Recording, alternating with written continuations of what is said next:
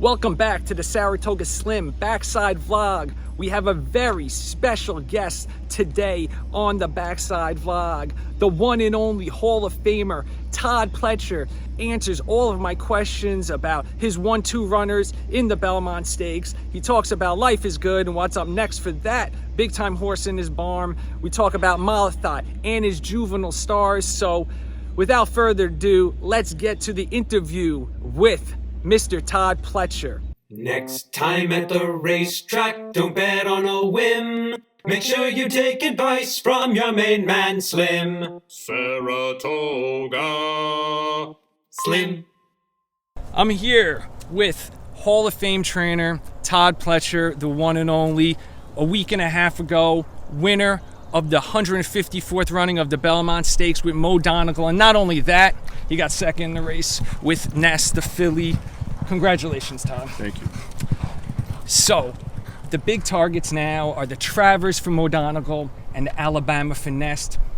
Tell us a little bit about how you get them ready in the next 2 months to fire their biggest shot in those two big races.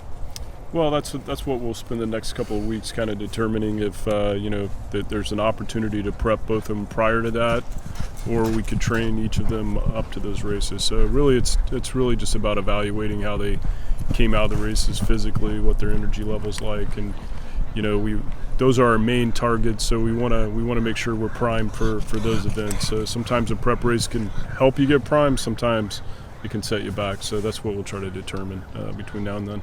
Oh, very interesting. So I used to write an article for the RacingDudes.com about the 5 biggest storylines of the upcoming Saratoga meet. And this year, I think I would rank Dwayne Lucas coming to the meet with Secret Oath, Todd Pletcher coming to the meet with Nest, possibly setting up for a rematch of the Kentucky Oaks 1-2 finish.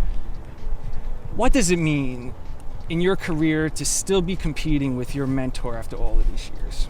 Yeah, I mean, it's phenomenal what Wayne has accomplished in his career, and to still be doing it at the highest level, it's amazing. And to see his drive and passion, after all these years of dedication, he's a remarkable man. And so happy for him to be back on center stage where he belongs. So it's great to see, and we're looking forward to having him back here at Saratoga, and he's been such a huge part of the history here. And I have never interviewed Dwayne Lucas. It's a lifelong goal as a horse racing journalist to do it. So I'm going to come back to Todd and try to see if he can help me set that one up. But anyway, so one of the other big horses is Life is Good, coming back from the 4th in the Dubai World Cup, but obviously Breeders' Cup Dirt Mile winner, and also, Pegasus World Cup winner. What's your plans for him? I see he has 4 workouts at Belmont coming back. Right now we're looking at running him in the John Nay route at Belmont. The idea is, that'd be his first start since Dubai, and we kind of are targeting the Whitney. So kind of looking at it, felt like the best way to get to the Whitney was maybe have a prep race prior to it. And he's a horse that always trains sensational, and we look forward to getting him back. Yeah, I mean, it's going to be very exciting. We'll see if Flightline comes to the Whitney or not, but Life is Good versus Flightline is kind of the rematch. Not the rematch, it's kind of the matchup that people are talking about coming into the summer. We'll see if they match up in the summer, or we got to wait for the Breeders' Cup. Malaphat, a little disappointing in the Ogden Fifths not to get the job done. I read that you're adding blinkers.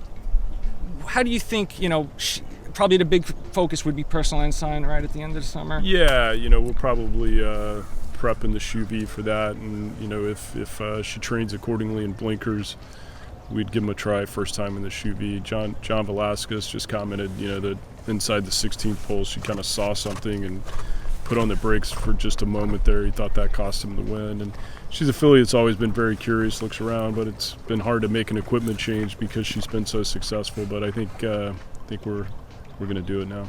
Wow, very interesting, in a 4-year-old season, making a big equipment change like that. But we'll see how it works out, and obviously, very interesting to see how Malaphat comes back from that race. Talking about, you've had Malaphat as a young horse. You got Munnys Gold now. Talk about this horse. A 101 buyer at Monmouth on Friday. the highest for a 2-year-old in June this century. What happened? Good question. I mean, she's a filly that came into us early at Palm Beach Downs.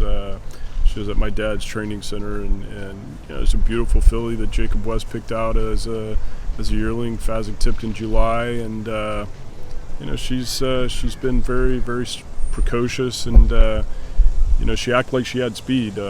So we felt like she would leave there running and show some speed, but it's hard to anticipate you're gonna have one run that fast. And she seemed to do it kind of effortlessly on top of that. So we're kind of thinking Schuylerville maybe right now if things go well. Of course, we could wait for the Adirondack, and we felt like we needed more time. But she was fun to watch. Oh yeah.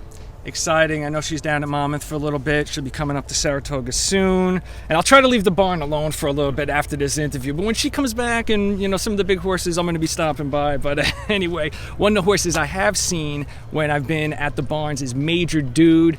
He's a cool horse. I actually talked to him a little bit. And he went down to Monmouth.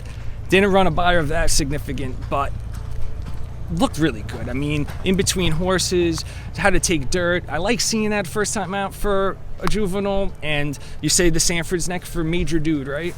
Yeah, that's what we're thinking about. And, I agree. Like, from a time standpoint, it wasn't a super fast race, but you don't see too many 2-year-olds do what he did and kind of, take a lot of dirt and split horses in the middle of the turn. And then what I liked is when he made the lead, he kind of pricked his ears like, there was more in the tank if needed. So it was a good effort, and hopefully one that'll set him up for a good effort in the Sanford.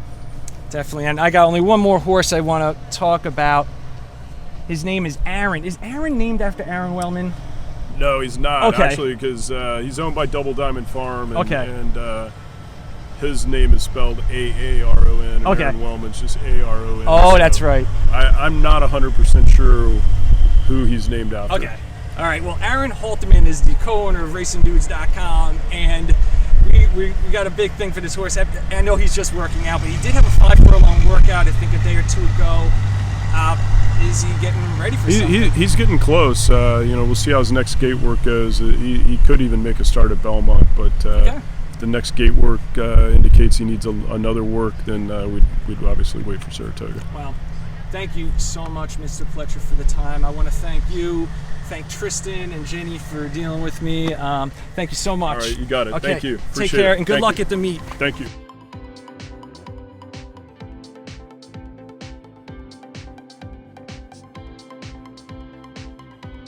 So there you have it. The one and only Todd Pletcher just spoke to us about all his big horses coming up for the Saratoga meet. We talked about Mo Donegal and Nest going to the Travers and Alabama. We talked about Life is Good, possibly coming to the Whitney. That's going to be huge. He might be the favorite for that race if he wins the John Nehru before that. Malaphat, the equipment change, going to be one of the themes for that division. If those blinkers are going to make a big difference in the older filly and mare division, it's going to be interesting. And obviously the juveniles, Munnys Gold, Major Dude, my man, one of the dudes. So we got a lot to look forward to for the Todd Pletcher barn. Always a threat to win the Saratoga training title. He's done it, I don't know, over a dozen times or something, crazy numbers. So we're going to be following those horses. We're going to be following Mr. Pletcher around. I'm going to get back to him. And take care for the Saratoga Slim backside vlog. Peace.